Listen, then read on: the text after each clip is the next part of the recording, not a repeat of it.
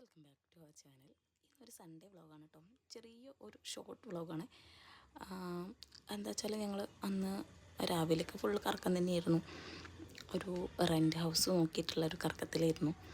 അതൊക്കെ കഴിഞ്ഞ് ഒന്ന് മൈൻഡൊന്ന് ഫ്രഷ് ആവാൻ വേണ്ടിയിട്ട് ഒന്ന് ബീച്ചിലേക്ക് ഇറങ്ങി. ബീച്ച് ഫുൾ ക്രൗഡായിരുന്നു കേട്ടോ. ഇപ്പോൾ പെരുന്നാൾ കഴിഞ്ഞിട്ടുള്ള സൺഡേ ആയതുകൊണ്ട് ഫുൾ ക്രൗഡേന്, തിരക്കേനു വെച്ചാൽ ചായക്കടയിലൊക്കെ നല്ല തിരക്കേനു കേട്ടോ.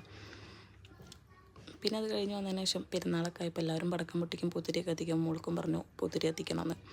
അങ്ങനെ ഞങ്ങൾ വരുന്ന വഴിക്കുന്ന പൂത്തിരിയൊക്കെ വാങ്ങി. അപ്പോൾ അതൊക്കെ ഒന്ന് കത്തിച്ച് ആഘോഷിക്കുകയാണ്.